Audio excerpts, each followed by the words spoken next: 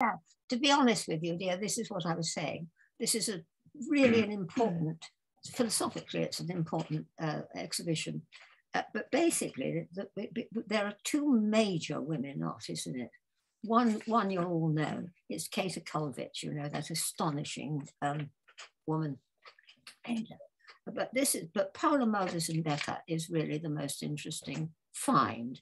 There are two other artists who are moderately interesting, but all of them were really the beginning of what we now call sort of German expressionism. And they were there together with Kandinsky and Jawlensky and Mark and all of them making that new breakthrough really with color, which came in almost all cases from their interest in Van Gogh, the early interest in Van Gogh. But anyway, she was born in 1876 and she died in 1907. She came from a middle-class family, but her mother was an aristocrat, a German aristocrat. The father was Russian, but he was an engineer. And they lived to begin with in Dresden, which is where she was born. But they moved to Bremen because it was to do with the engineering things that he was involved with.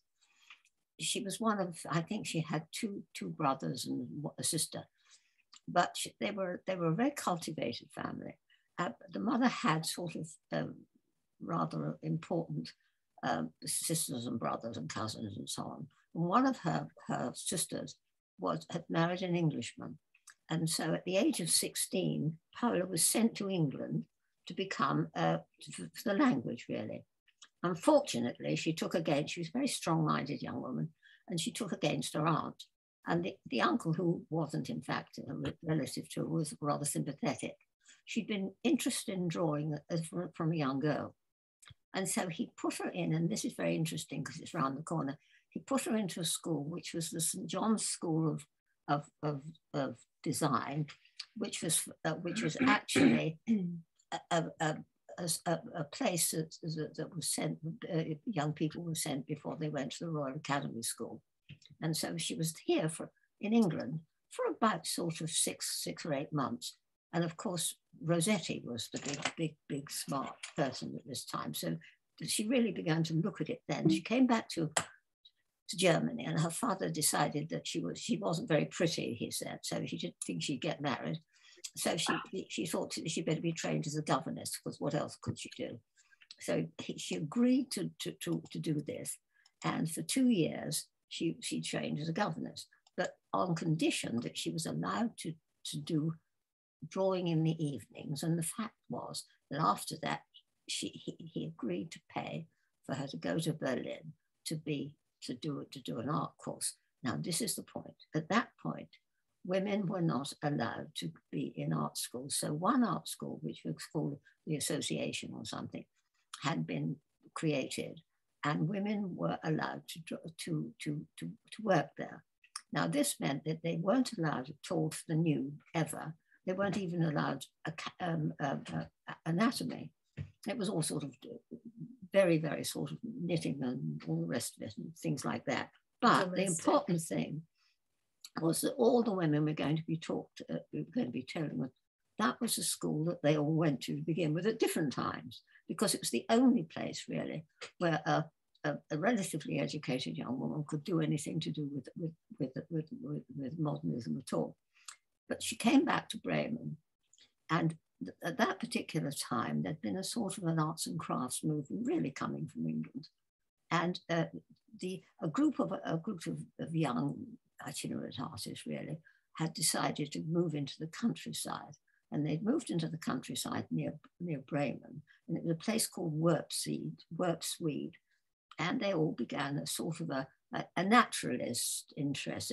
It's really, in a way, it's a sort of impressionism, but they didn't call it that.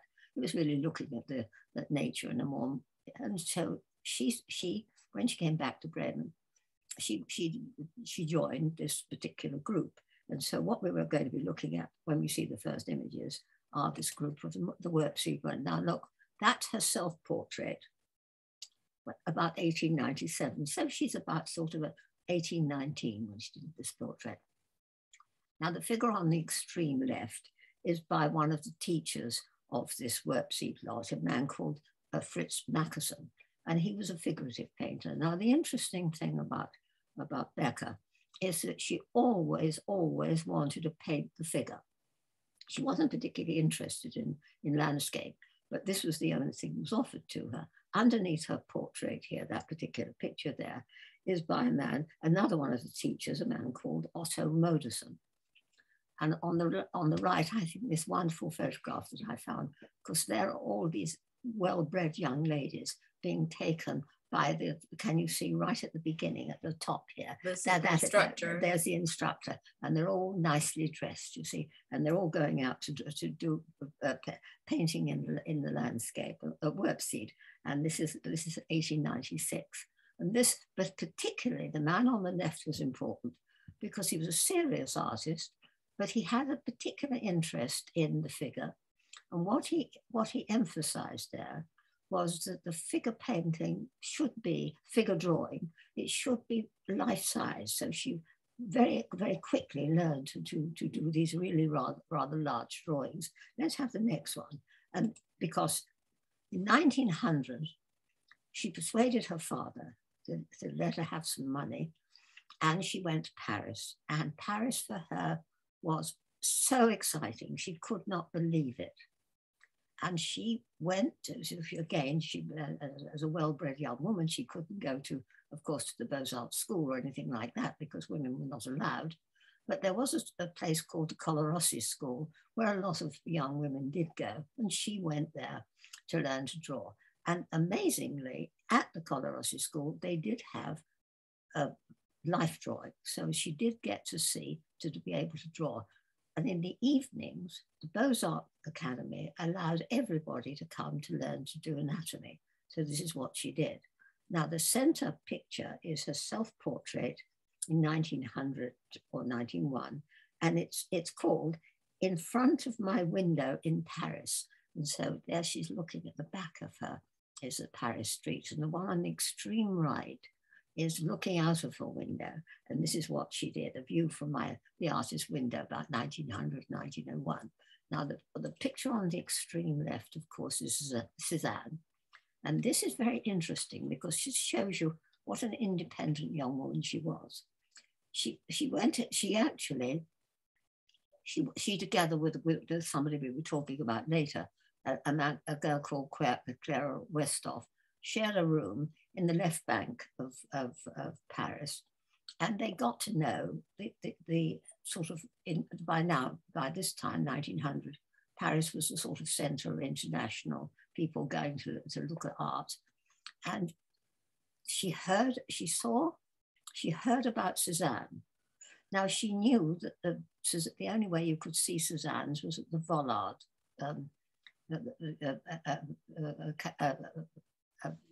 Vollard's shop, which was in the right bank, and she took herself off to Vollard's shop. Now we know about this because Gertrude Stein, who was in Paris at exactly the same time, describes the Vollard shop. And she said, you went into this absolutely black, silent place, and there was this enormous man, and all the pictures were back, and you couldn't see any pictures at all because they'd been turned to the back, and they were all round the side. And if you were very lucky and he took a liking to you, he would show them to you one at a time. And this is exactly what happened to Paula Modernism Becker.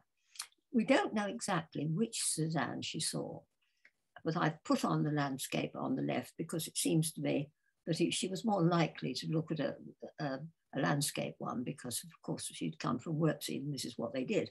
And this particular Cézanne is a large pine of 1890. It may not be the one she saw. But the important thing is that she found Cézanne because later on, why we know this is because she wrote letters. And one of the letters home told the story of how she and her friend, she'd found her friend Clara Westhoff, who incidentally was a sculptress. She'd taken Westhoff to Vollard's shop and shown her the Cézanne. So we know this to be true. So we're looking at her, looking at Cézanne in Paris in 1900. Okay, have the next one. Now, these are very interesting. The picture on the extreme left is an early drawing by Paula actually in work speed under the tutorage of this Mackerson man. It's full scale, so we're looking at about a 4-foot drawing, and it is the standing figure of a girl nude, life size, and it was about 1891. Now, the interesting thing about this picture is, first of all, it was the only way that they could get nude people. It was children, and these were hungry. These were peasant children. Look at the distended stomach. This usually, I believe, means they don't get enough to eat. But this particular drawing she did in 1899. Now, the one in the center is the figure of a man, which she did at the Colorasi studio, and this was 1900. And look at the sort of the power, the increased power of her drawing. And of course, the one on the extreme right is Degas. Because at this time, Degas was beginning to be very well known. This particular pastel was 1879. It's a woman squatting, and it's in crayon. But the reason I chose this one, because of course it's a very naturalistic figure, after you can see the figure in the front. And this is what she would be interested in. Now, at this particular time in Paris, there were all these, not only just the salon, but there were all these other rather sort of exhibition spaces, like the Independence and so on. This is where she saw Degas. Now, at 1900 in Paris was the great international exhibition. So she saw all of that. This is when what she actually was at when she was in Paris. But she wasn't particularly interested in the salon work at all. She spent almost all day long at the Louvre drawing away when she wasn't going to school or this other place. And she really was completely obsessed with it. The ex-Warp Speed tutor came to Paris for the international exhibition and MODERNISM, and he was in Paris at this particular time in 1900. Well, of course, her father, she was always very short of money, and because she was completely dependent on her father giving her money to live. And so she was sent back to Bremen, and she went to Warp Speed, and she went back to Warp Speed in about 1900. Let's have the next one. And these are her paintings in Warp Speed. So we're talking about 1900, 1902. And it's the wind-blown trees of the left. And the picture on the right is the canal at Warp Speed of again of 1900, 1902. She never was particularly interested in landscape, but this is all that was offered to her. She did drawing, she did as much drawing as she could. When she could afford it, she paid for peasant women and girls to pose for her. Now, in 1903, she got her way again, and she was allowed to go back to Paris. Back she goes to Paris. The next one shows you what she saw, what she was interested particularly in Paris. So let's have the next one. Now, these are amazing. These pictures on the left, believe it or not, are Roman Egyptian portraits that she saw in the Louvre. Are they Fayum? They're incredible. Yes, the Fayum pictures. Yeah. And they're 30 BC to 600 AD. Now, I particularly look at the one on the extreme left, because later on, you're going to see her particular portrait. She was very, very influenced by these, very interested in them. Now, the top right shows her with her dear friend, Clara Westhoff. Now, Clara Westhoff and she had met originally at Warp Speed, and where she'd also met a young poet called Rainer Maria Rilke. Now, those of you who knows a bit about German Romanticism will recognize his name. He became one of the most important French. Well, he in fact was German, but I mean, he wrote in French poets. But Clara Westhoff was in Paris. She was a sculptress, and she became a student of Rodin. So underneath the particular photograph at the top, you've got a photograph of Rodin's studio in about 1900, 1903. And she and Westhoff were going to be friends for the rest of their life. Westhoff and Rilke formed an attachment, and eventually they would marry. Okay, let's have the next one. But this particular picture is very interesting. The one on the left is a portrait by her friend Westhoff of Paula in 1899, this particular one. But the picture on the right is very interesting because again, she didn't have money and she wasn't allowed to stay in Paris for very much longer. But at this particular moment, this Modernism man whose wife had died and who actually had a small child, a child of about 2 years old, he came to Paris and she became engaged to him. Now, she, as I've said before, the condition of women was absolutely impossible. They had no means really of making their own money. And so presumably when he proposed to her, at least it meant that she could continue to work, and of course she could be fed. And the particular still life on the right is very, very significant because it was painted when she was back again in Walk Street where he lived with his daughter. But of course it's got memories of Paris behind her because she took this piece of cloth, which of course has got the fleur-de-lis on the back, and it's memories of Paris really. And it's got the sort of the cloth of blue and white porcelain and the tea kettle, which reminds me of Paris. But I want you to look briefly at this figure, this still life, because she's understood the innovations of Cézanne. Look at the way the table is so flatly and pushed up into the front. Look at the different perspectival space, which is entirely from Cézanne. And this is what we're seeing here. And this particular one is possibly about 1900, 1901. And so she must have seen Cézanne's still lifes in Paris. I don't consider it as it. When she got back, of course, she again only really wanted to paint children, figures. And this particular one, the three boys bathing in the canal, is 1900. Now, I want you just to look at this a bit carefully because these boys were just local kids. But there's no sentimentality in these boys. They're just kids enjoying themselves, having a swim. There's no sort of, when you think of most pictures of children, they're usually sentimental. These children are not. And this was about 1900. Now, the one on the right is the girl with the child, and this is about 1902. And this is very much more mature Paula Modernism Becker. By now, of course, she's married him. And she's taken the name, of course, this is absolutely typical. And she's no longer Becker, she's now called Modernism Becker.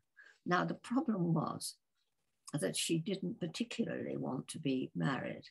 And there's some, in the letters, it seems to, the letters which survive, seem to imply that for some extraordinary reason, the marriage was not consummated.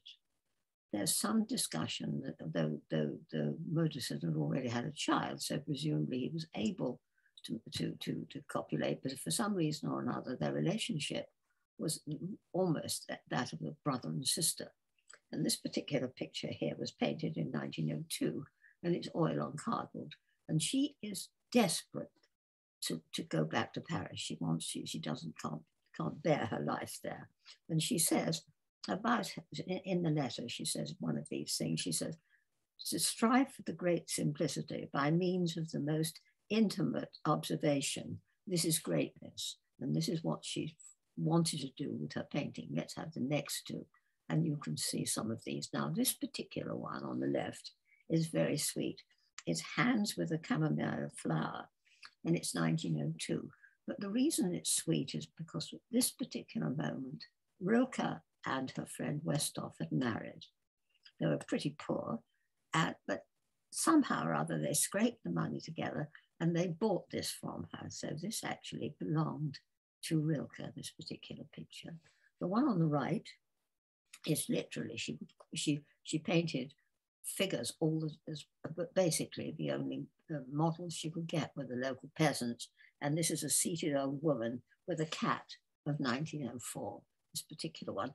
All the time she's desperate to leave and get back to Paris, but she doesn't manage it yet.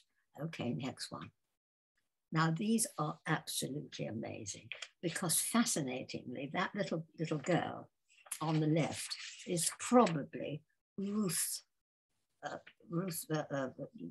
daughter of Clara and Rilke. And this particular picture is an infant with the mother's hand of 1905. Now, the one in the center is the cat in a child's arms, and that's 1903. And the picture on the extreme right, I want you to look at carefully, because this was taken by Camilla from the actual picture. And you can see her particular build-up of paint. She was always experimenting with paint. She wanted her paint to be more like three-dimensional. It was extremely rough. I remember at the salon type painting at this particular time, smoothness was everything. So this was literally another way of being independent and slightly more sort of modern, really. But this particular one is 1903.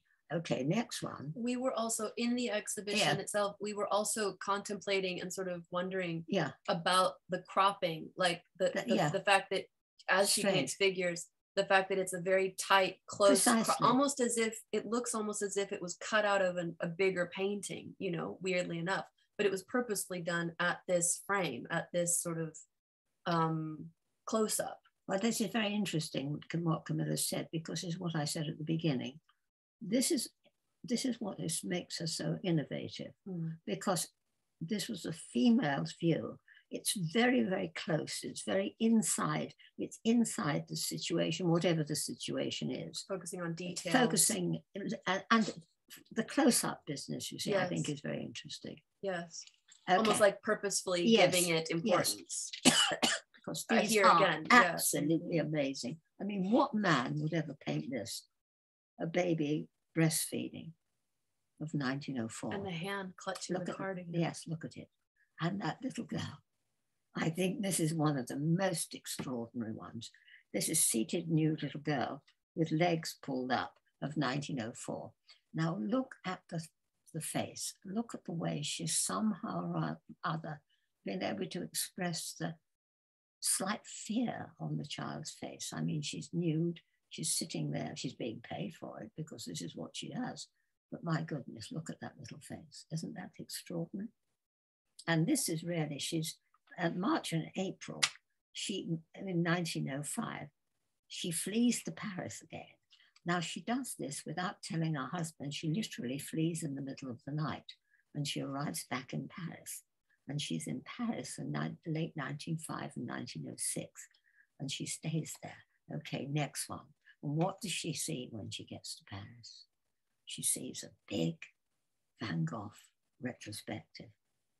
And this particular one on the left I've chosen because it's very much like the work that she's going to be doing. And this is Van Gogh's picture of Augustin Roland, you know, his friends. And this is 1889. And interestingly, when she gets to Paris, she goes back to the area she came from, the left bank, and she becomes at that particular moment, the Nabby are the group that are being shown at the Independent, and she becomes friendly, particularly friendly with Vuillard and Bonnard. And I've put in the center, and this is Vuillard's picture of a woman sweeping of 1890. And it's the kind of naturalism that interests her. But look at the difference in her. Look at her picture. Again, old peasant woman, 1905, and that's the one on the right. Now just look at that picture. Look at the figure of the thing, that delicate flower in the center. The flower is, in her portrait, it's always going to be a flower in the center. But I think it's so interesting to see this.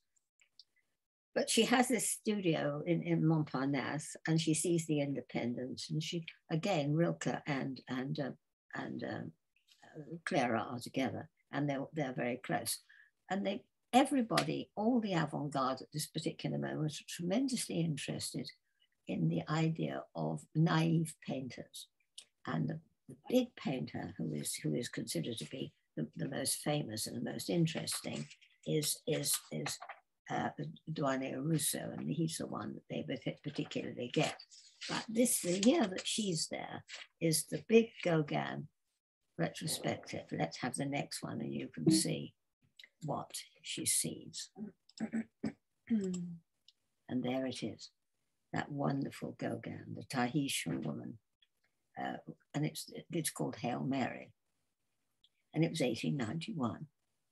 Now in the center, sadly, this is not in the exhibition. I got this from this book that I got from about her, but it is quite remarkable. It's the large standing figure, but it's a self-portrait. It's the first self-portrait nude. Now, probably she used photographs. There's no doubt about it that she did use photographs of herself all the time. But the picture on the right is the most interesting, I think.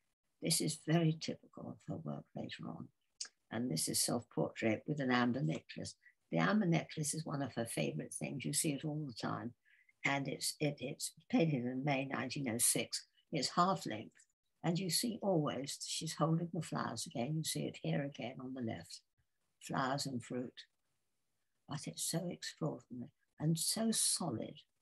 Look at you see what she picks up from Gauguin. This is extreme sort of weight of the figures. And the fact they're grounded and much more. They're tremendous. But the self-portrait, I think, is quite extraordinary. And also the coloring, because here, like your eye is drawn to those bright colors, and here it's that fruit. One dot of the fruit that sort of centers the figure. Always fruit. Those are the last 2 pages, so just remember that. Yes, they're the last 2 pages. Thank God, I didn't realize that. Thank you. This is number 5, number 6. You're fine. Okay. Fine. Now, this is interesting because these two are her 2 greatest friends. But look at the difference in her style. The picture of the figure on the left is in fact Clara Westhoff, Rilke now, but this particular portrait was done in 1905, and the letters describe the actual painting of this picture. Look at the thickness of it. Now, by 1906, her work has changed. It's become much simpler. And the picture on the right is painted a year later. And this is Rainer Maria Rilke. Now, he's going to be one of her greatest friends. And in a way, he's going to bring about her posthumous reputation, because when she dies, he writes this very important poem about her. And as I say, he becomes perhaps the most important of the late German Romantic poets. Okay, next one. Now here are the most astonishing ones. Look at this reclining mother and child. Now she was in Paris. She was away from her husband, who incidentally behaved quite well because he sent her money. She was always desperately short of money. She borrowed money from anybody because she'd had nothing to live on, really. And she did this incredible picture, these pictures of these nude pictures while she was in Paris. And this is the reclining mother and child of 1906. The drawing is possibly late 1905. And the two children were painted in Worksweed later on. And so they're late 1906, because eventually she has to go back to work. She can't afford to stay in Paris anymore. But just look at this figure on the left, one on the bottom, and think about the date. This is 1906, a year before the important nudes that we all know of the beginning of the nudes at the 20th century. Okay, next one. And this one is one of the most touching. This is painted while she's still in Paris. Now, this picture is very important because it's telling us about herself. She looks pregnant. She isn't pregnant, but she's, of course, still married to Modernism. And she's obviously contemplating that when she goes back to live with him, she will become pregnant. And how, you can see almost the puzzlement in her face. What is going to happen to her life?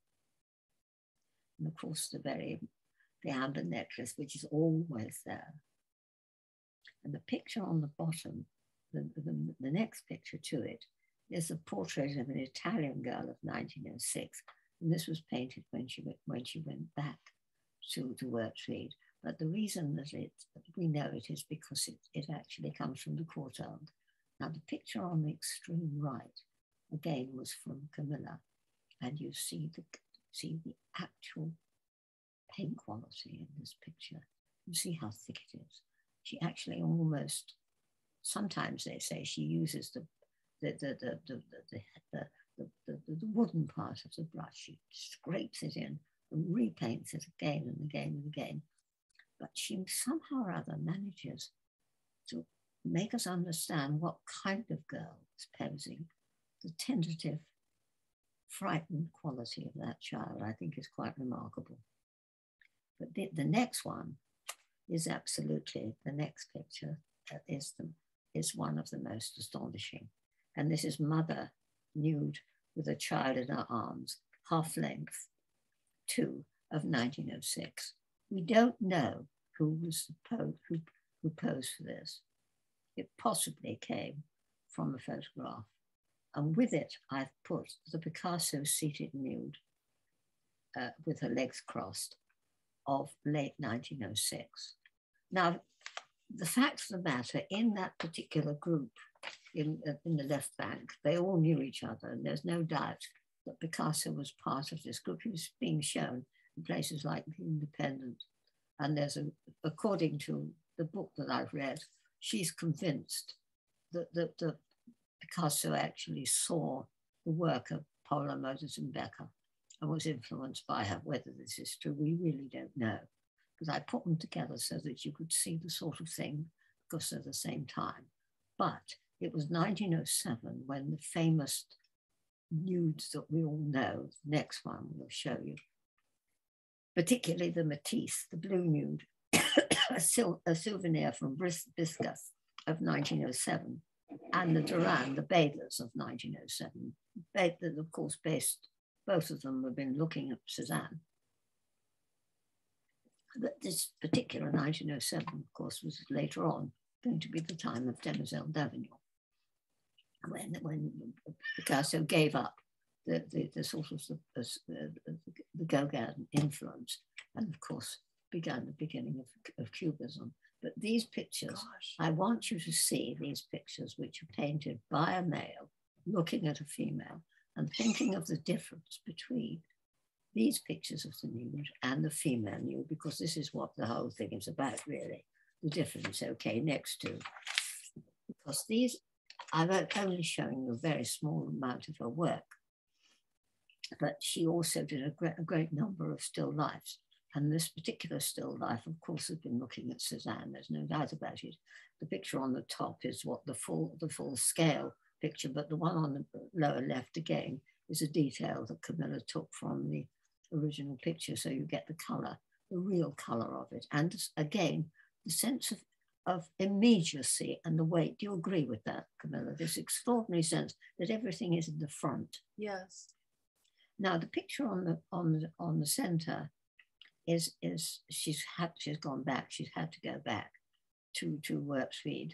She's pregnant, and the picture is the last painting she does of her husband. And this is Otto Modersohn sleeping, and it's the winter of 1906, 1907. And the last one is her self-portrait with 11, which is 1906, 1907. She becomes pregnant, she has a child. The child is born, she's called Mathilde.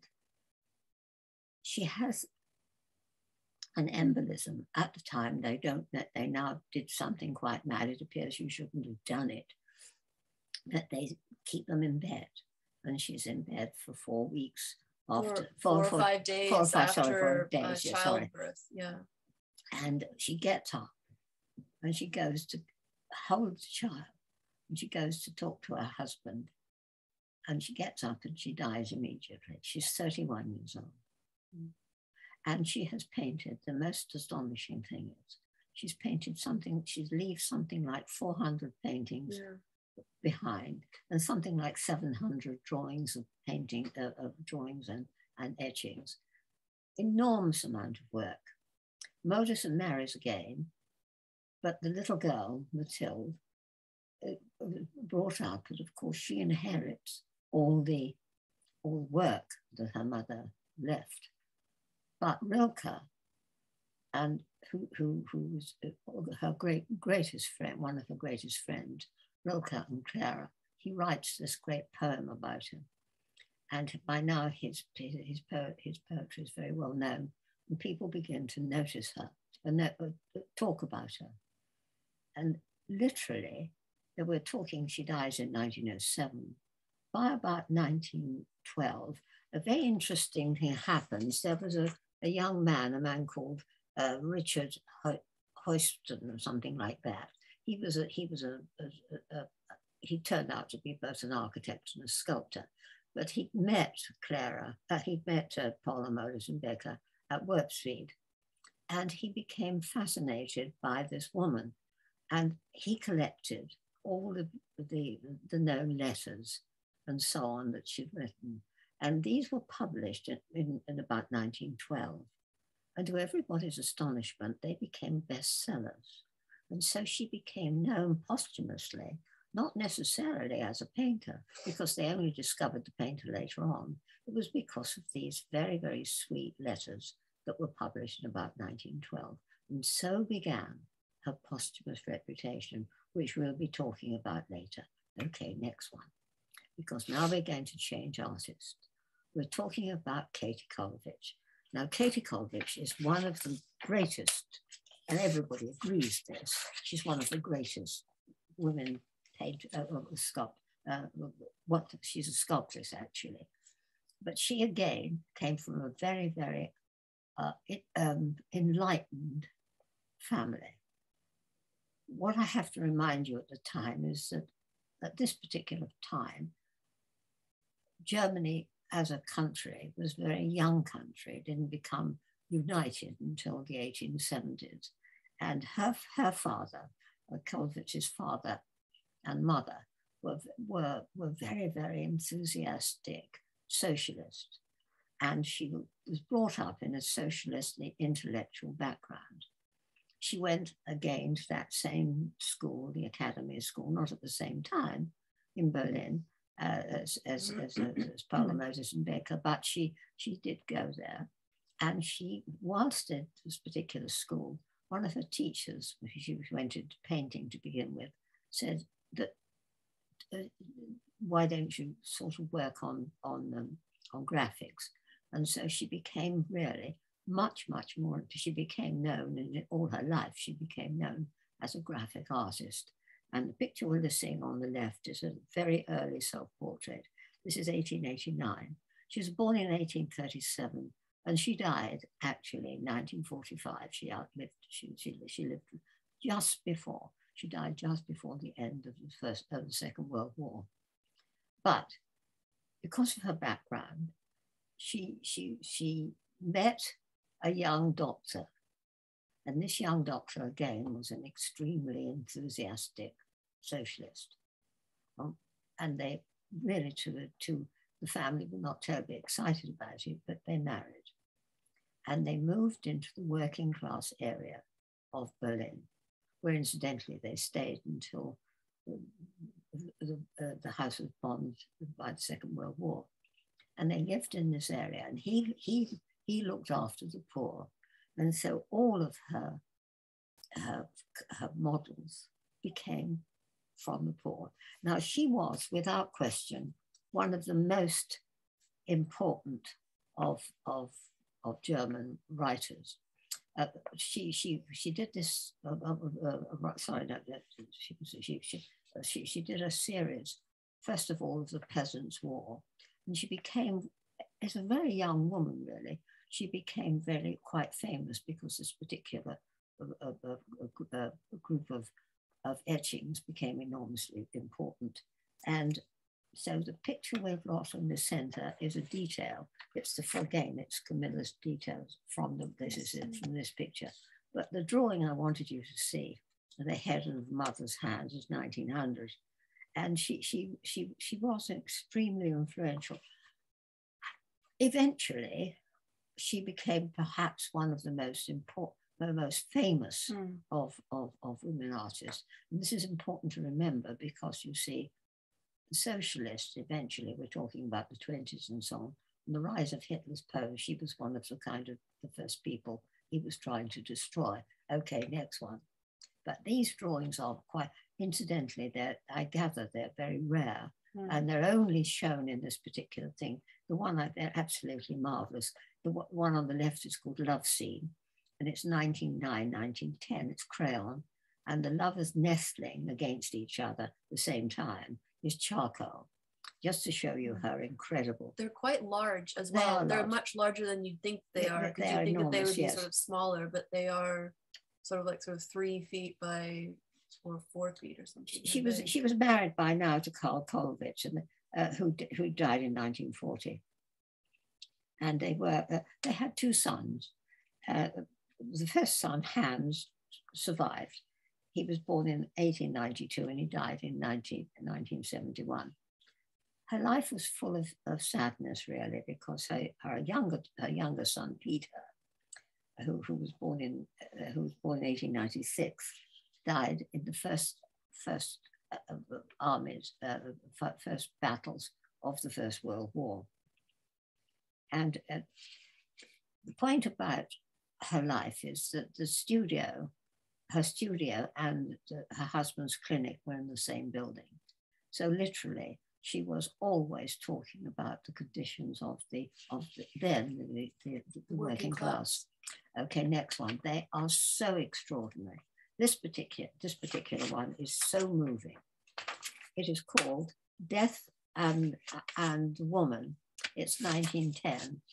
And again, on the right, we've got Camilla's detail. Now this shows you the drawing. Look at this picture. Isn't this extraordinary?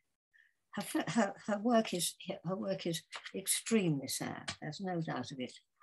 There is always a sort of sense of misery, really, about all of it. Okay, next one. And this one, I tell you, when you go and see it, you really can't stop yourself. You are in tears.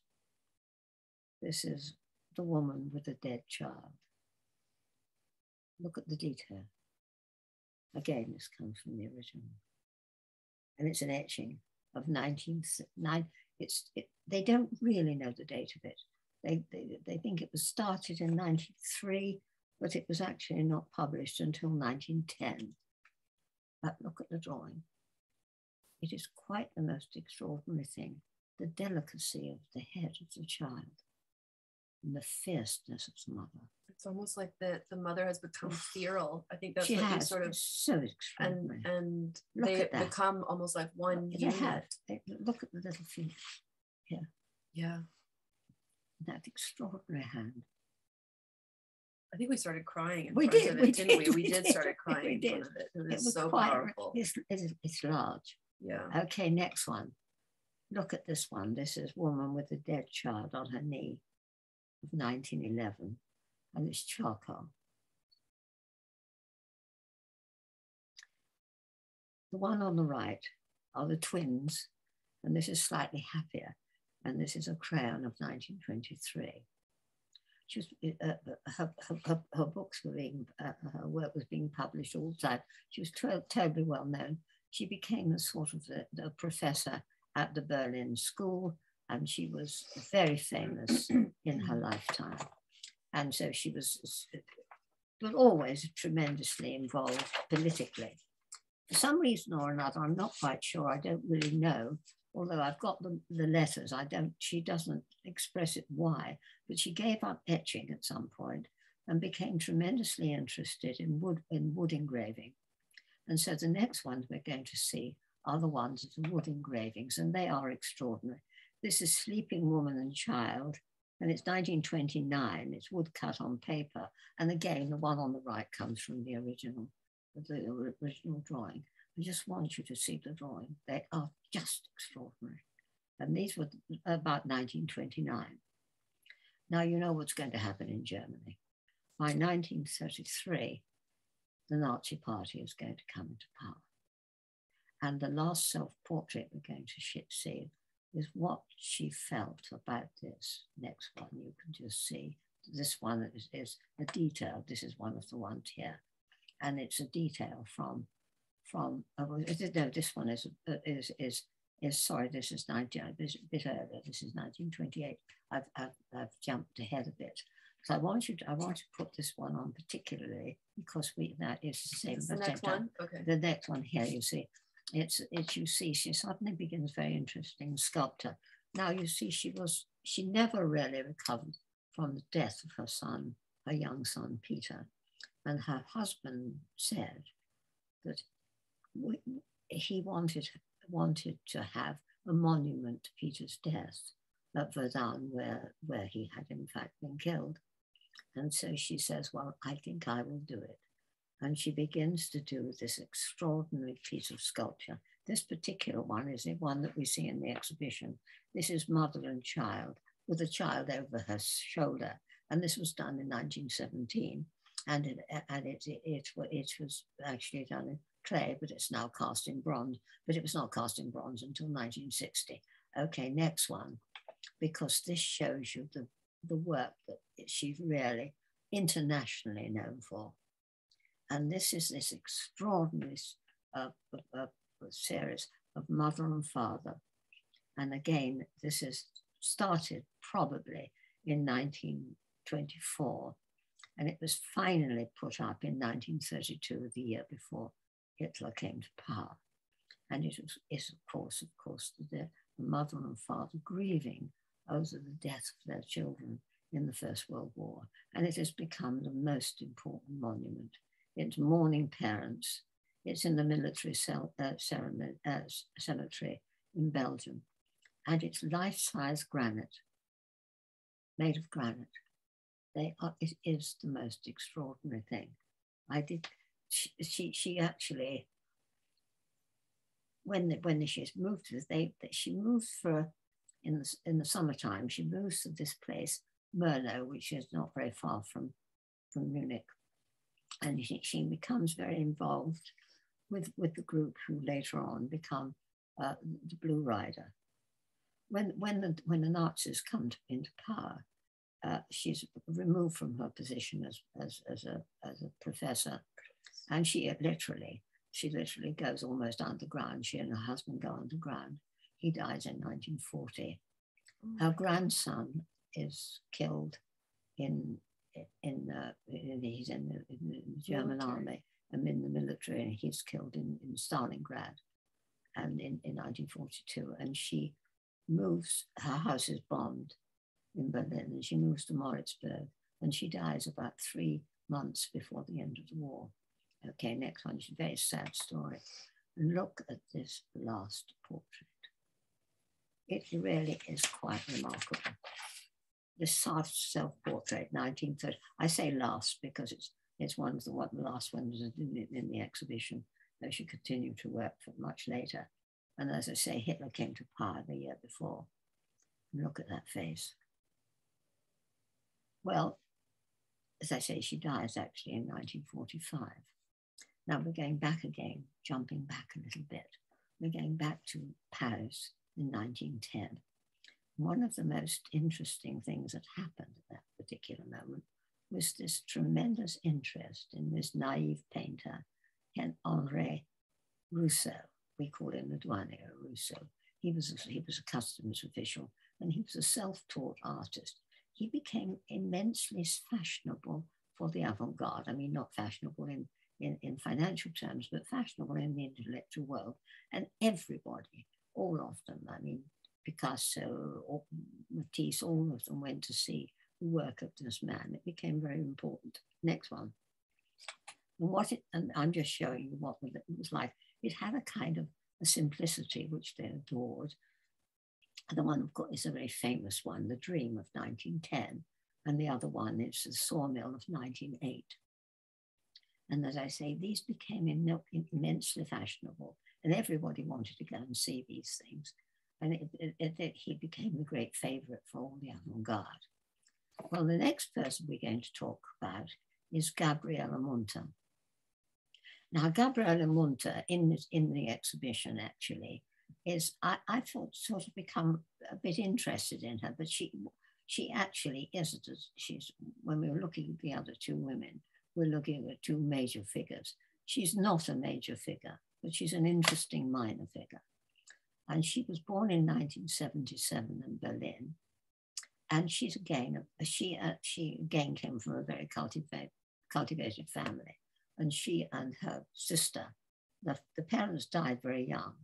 And the sisters, it was an interesting group because her father had emigrated to America, where he met her mother, who actually was another German, but also living in America. And they came back to Berlin, and where they had their children. They were very, very wealthy, and both of them died very unexpectedly when the girls were very young. And she and her sister Helga were immensely wealthy young women and independent. And they went to America to discover their sort of relatives, because they really didn't know what to do with themselves. And one of the reasons I found this wonderful photograph, because I thought you'd be fascinated by this. This is three women in their Sunday best. So she became very interested in the photograph. And this is three women in their Sunday best in Texas in 1899 and 1900. Now look at them. They're black women. And look at their clothes. Her father was tremendously anti-slavery. And this is what this wonderful photograph really does express that. Now, the photograph in the center is Gabriele Munter, but it's photographed by Kandinsky in 1906, and it's at Murnau. Now, Murnau is a little village just outside Munich, and Kandinsky was a Russian artist, and he had been exhibiting in Munich and at the salons, but basically he'd started his own sort of school and exhibition space, and it was called the Phalanx. And she again was interested in painting, and she became a student of this school. And as I said before, she was a very wealthy young woman. And Kandinsky was married, but they started, in those days, the most extraordinary thing to do. They started an affair. So they moved out of Munich, where everybody knew them, and they moved to this little place in Murnau, which is just outside Munich. And because of this, it became a kind of center for the sort of avant-garde artists. The picture on the extreme right is a self-portrait of 1908. Okay, next one, you'll see Murnau. Now, this is really very interesting. This place became a very interested for the avant-garde artist. Now, the picture on the left, very interestingly, is by Kandinsky, because by now they were a relationship, and this particular picture is the summer landscape at Murnau in 1909. And she bought a house which was called the Yellow House, and both of them had been to Paris, of course, and both of them had been tremendously interested in Van Gogh, and much more importantly, got excited by color. And this particular picture is winter landscape at Murnau, but it's by Kandinsky, and it's 1909. Now, almost immediately, he began to do this abstraction. And the one on the right is later on. This is the one on the left is early 1909, and the one on the right is later 1909. And it's a view of the Murnau with the church. And he becomes suddenly that the Yellow House begins to be called the Russian House, because a lot of his Russian friends come to move and live there. And the one on the next slide shows you the work of Murnau at this time. And this is again the Yellow House in winter of 1909 by Murnau, by Munter, sorry. And the one on the right is sunset over the Murnau, and this is 1908, 1911. Look at the bright color. Look at the way it's done. And the pair of them this whole place became a very exciting place for, as I say, the avant-garde, particularly the Russians. Okay, next one. Because this is Brno's Main Street, Manta's Main Street at Brno of 1908. And this particular, I think, is a very interesting self-portrait. She looks a bit nervous and frightened, and it's a self-portrait in front of an easel of 1908, 1909. And the colour hasn't become quite so bright as it does. It's basically with colour. Now, what is interesting about this is that by this time, Kandinsky had written or was writing this book on the spiritual and art. And one of the things that they were involved with was that colour had spirituality. And blue particularly was the most sort of noble and spiritual colour. Red, it was aggressive, it was felt. Yellow was sort of cheerful. And all these colours had particular significance. And this is basically what the Blue Rider began to do. Okay, next one. Now this, I think, is absolutely wonderful. And you remember the interest I put on already, the interest in Rousseau. And you see it suddenly here for the first time. This is Monta's interior. And can you see there's Kandinsky in the bed in the back there? And I think this is absolutely amazing. Look at the extraordinary. Again, the diagonals. That's kind of like those action diagonals. Amazing. And little feet, little shoes on the bottom. And this playing games with perspective and space. Exactly, because the background, there's no edge of the room here. It's just like slightly hinted at here. But basically, it's one large panel almost. Extraordinary. Very clever. I think she's very interesting, really. But this is lovely. This is Kandinsky, and we're going to see another woman artist who was part of the group, a woman called Irma Rossi, at the table. And this is Monta's painting of him at 1909, 1910. Do look at his clothes. He's got those funny trousers and the funny legs. And I love this portrait of her that she did of Kandinsky at tea. Look at that funny sort of cover of the teapot, which is a sort of it looks like a bird, doesn't it, really? This thing here, or what this is really. But it's a charming, charming photograph, painting of him. Now, their relationship was difficult because, as I say, he was already married. He was trying to divorce, to be fair. But they were living, of course, basically on her money. And he was busily involving himself in the group, which is later on going to be called the Blue Rider. But another group, another couple had moved in with them into this area. And this was Javlensky and a woman called Verflin. And she again was a wealthy woman. And the next one shows a picture again by Munter of those two of 1908. And it's Javlensky and Verflin on the side of the house. Verflin? W-E-R-E-F-L-I-N. Oh, that's her name. A very strange one. And the house, again, this is Munter. The house is near Brno. This again comes from the original. So you get a real sense of her particular painting quality. She's, as I say, she's an interesting artist, really, more than. But now we're back into Munich, and of course, the exhibition, which is going to be world famous. Of course, this is the Blue Rider, and this is the cover of the journal. And this journal, of course, written by all sorts of people, including music. It's important to just remind you that one of the things about German Expressionism at this time, and this question of abstraction, was the feeling that painting should be like music. So therefore, not necessarily a record of reality. It was a much more spiritual idea. And this obsession with blue became completely interesting. You can see it in the cover there.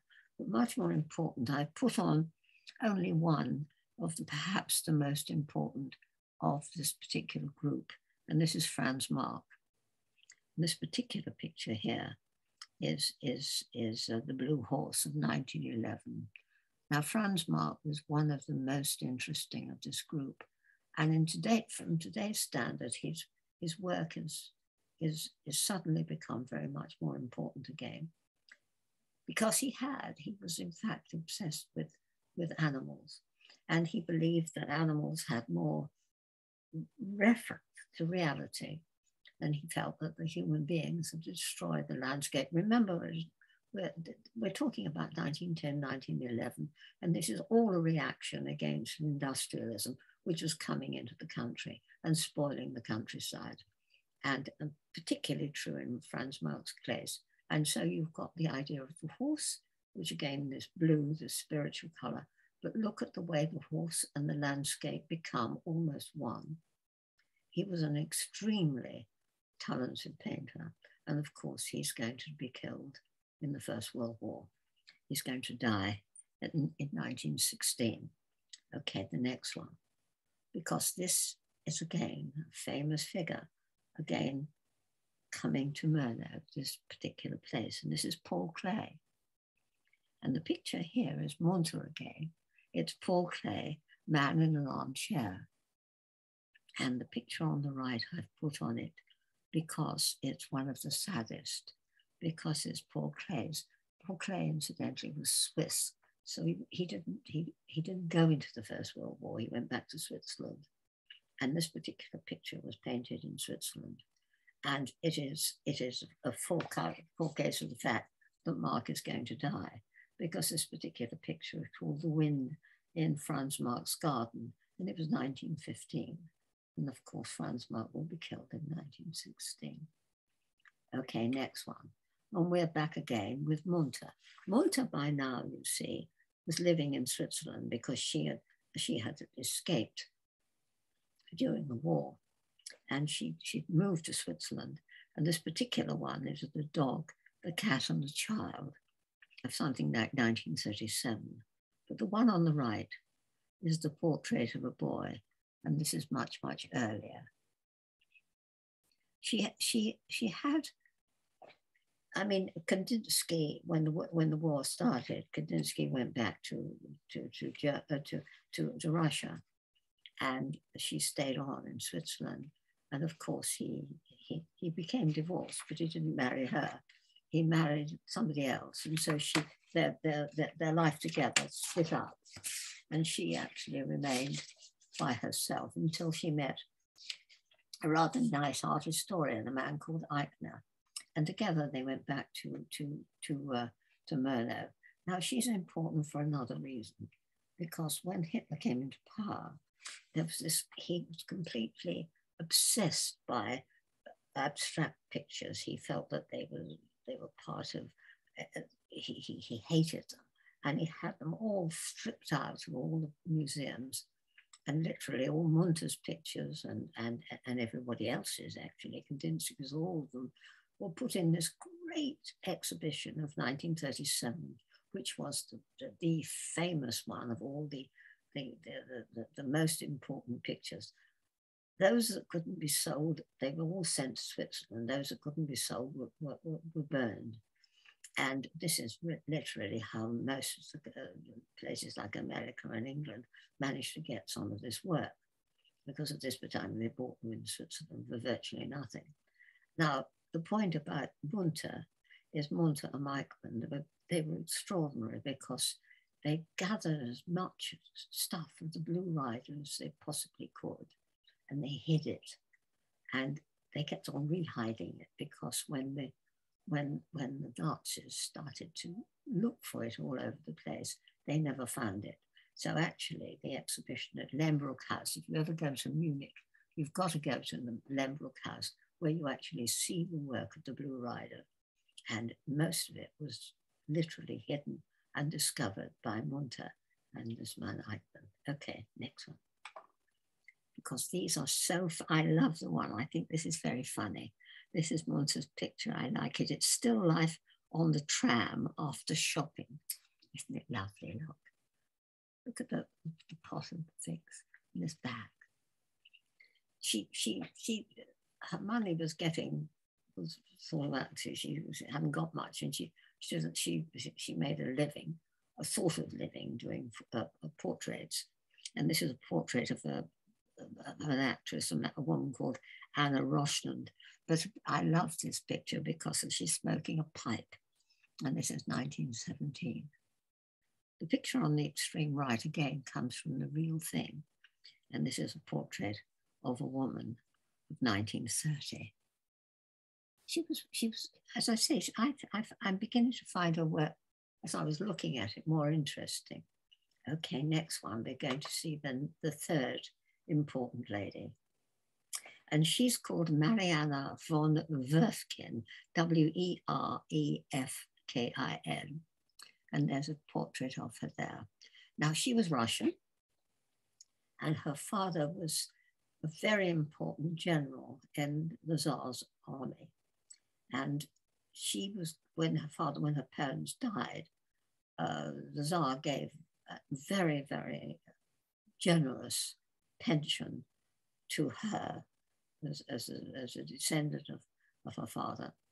And so again, she arrived in Europe. She was again interested in art, and she arrived in Munich and so on as a very, very wealthy young woman, where she had the misfortune to fall in love with a young officer in the Tsarist army, Alexander Javlensky, and she gave up her own drawing in order to try to support his career.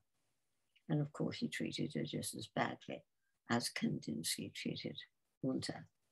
But here she is. She was born in 1860 and she died in 1938 in Switzerland. And the picture on the front is Monta's picture of her at the time when they're all living together at Murnau. And this is a picture of Marianne von Werfkin in 1909. But the picture on the right is a self-portrait in 1910. And it's a very, very strong and strange self-portrait when you think of that particular time. Almost surrealist. Isn't it? Isn't it? It really is an odd painting. Look at the red eyes. Very strange. She was a very, very interesting young woman. Now, she and the Javlensky were again living together at Murnau, and visiting them in the Russian house was a Russian dancer. Next one, and you'll see perhaps the most famous of Javlensky's pictures. And this is the picture of the dancer Alexander Sakharov of 1909. And the picture on the right is Werfkin's picture of the same androgynous dancer. And this is Alexander Sakharov of the same year. I think that the Javlensky is quite remarkable. She again, in the end, he went back. He went to, when the war started, they went to Switzerland, and of course when the Tsars were overthrown and the Bolsheviks came into power, all of her money stopped, and they were stateless. And she actually died stateless. She died in Switzerland, and she made a sort of a living, doing all sorts of things like illustrating postcards and anything she could do to make a living. He, of course, departed. Okay, next one. Because these are so strange. They really are like German expressionist movies, aren't they? I think really is one. Yeah. And this is the twins of 1909. She's working in tempera, and the one on the front on the right is very strange. It's just at the cafe, and again it's 1909. But look at the strange composition. You really are so. But again, this extraordinary blue that is covering everything. But later on, they become even more sort of like sort of horror movies, don't they, really, in a strange way? Look at the next two, for example. Like stills. They are like stills from a movie, aren't they? They do look like stills from a movie, don't they? And this particular one is called The Return of 1909. And before this show, again, it's 1908, 1909, it's a circus, which of course is fashionable at the time, but there's a strange feeling about them, and they become, when she becomes literally without any money, she does all sorts of things for illustration, and the next two are extraordinary. Look at these, aren't they odd? The Eternal Path of 1929, and Life Behind Them, and presumably she and Jawlensky in Switzerland, I imagine. And this is 1928. As I say, she lives in a place called Ascona, and it appears they're very nice to her, the Swiss, and she dies there. And in fact, all of her work was saved by them. And there's a museum of her work in Ascona in Switzerland. I didn't know this. Okay, next one. Because this is so strange. The reason, again, I put this one on because the picture on the left, of course, comes from a photograph, but in fact, it is in fact the one on the right. Sorry, can we go back there? The one on the right is the real thing, the real color, and this is so much brighter and much more interesting than the picture on the thing. And this is called Contrast. It's 1919, but it just gives you an idea of the strangeness of her work. Now, the last two are really not very interesting. The only reason I've included them is that they're in the exhibition. And she's called Irma Bossi. And if you remember, originally, we saw the Munter picture of Bossi and Kandinsky earlier. And this particular one is, again, Bossi, but this is a portrait of her. She was a pretty young woman. She was born in 75, she died in 32. I don't really know very much about her, but the picture on the center, again, is another picture of Marianne Verklin, and this time it's by Bossi, and it's 1910, and it's got a sort of splendid, rather Art Nouveau look about it, and it's an attractive picture. The one on the right doesn't work quite so well, and this is at the opera, and again, this is 1910. What happened to her afterwards, I really don't know. She's just in this exhibition, and she's not really very important.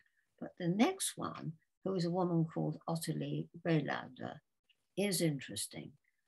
There's a portrait of her. Again, virtually nothing is known about her. And this the photograph of her, she's at Werpsfeed. Again, she's supported by and a great friend of Modernism Becker. And I think the picture in the center, she was very young when she painted this. She was about 19. And this is Better Naked of 1900. And she's got, again, that extraordinary quality that Becker had of somehow or other the psychological quality of the child. Look at that child. She's absolutely terrified sitting on that chair. And the one on the right is the girl with the red blouse, which again comes from the real thing, and it's 1907. And as I say, virtually know nothing else about her. But she somehow or other in the center picture, she manages to get the sense of the sort of teenage vulnerability in the most astonishing way. Now, we're going to finally end with what happened to Paula Modernism Becker. And I've already said, we had this astonishing, really posthumous reputation. And it became the first female museum in the world. As I said, she wrote the books actually gave her the beginning of the interest. And a local wealthy, very wealthy man took a tremendous interest in her work. And he began to collect it whenever he could. And he paid for this museum, which is very strange. It's a German expressionist museum, but it was the first museum devoted to a woman. And it was, again, it was built and by this architect, sculptor who knew her Bernard Hodger, and it's an expressionist architect. It's very strange. It's in Bremen. And this is the outside, which is, I gather, I've never been to Bremen, but it's in a small street where they pulled old houses down. This very odd building is put up. But this is the interior. And here you can see the opening here. But most importantly, you see that painting here of her. And it really is, as I say, it became the very first picture, the very first museum devoted to a woman. Now, when the Nazis came into power, it was immediately this particular man who paid for it, and all of them were in trouble. And the only way it survived is that they agreed to put all the kind of, again, they hid all the Paula Modis and Becker work, and they put all the Nazi pictures in, the one that Nazi people approved of, in it, and so it survived. And it became, as I say, a really important surprise immediately after the war. Her work was discovered again and put back. And her daughter, Mathilde, who survived, who had the rest of the work, by this time, the house in which she was born, or the house she lived in Bremen, not in which she was born, she'd inherited, and she put the work that she had inherited, and it became so then in Bremen there are actually two places where you can see the work of Paula Modis and Rebecca. But the most, I'm going to finish by a contemporary, Jenny Holzer, did this installation inside this museum, and it's Mother and Child. Jenny Holzer, this American artist, died in 2021, but she was a conceptual artist, but tremendously important because she worked in language, and it's a language saying mother and child. It goes up through the stairs. Like a ticker tape. A ticker tape is a very extraordinary thing. She kind of usurps usually very masculine spaces or masculine visuals. So the ticker tape, because she's a New Yorker, I think. Oh, she is. She used the, what is it called? Stock exchange ticker tape. Did she? I didn't know that. So that's usually what you would get to kind of see stock exchange information, like stocks and trading and whatnot, usually kind of male dominated space. And so then she would sort of usurp that by putting messages. She did the very famous t-shirt that says abuse of power comes as no surprise. Oh, I see. I don't really know much about it, to tell you the truth. Very, very clever. In Vienna, in Venice, in the Fondation Guggenheim, in Peggy Guggenheim's house, there are two marble benches with her isms, with her kind of poetry on it. It's gorgeous. So fun fact to look out for next time any of you are in Venice. But anyway, this was done in 2005 and is still there. Yeah. But I think it's interesting. The thing that's so fascinating about Becker is this enormous posthumous awareness. And but at the moment, I think, again, I'm rather cross about the fact that we only get a relative, small room that really we should push to the back. I've managed to find pictures about it, and really it is very irritating to see this in the Royal Academy. Anyway, dears, that was it. Did you like it? Thank you.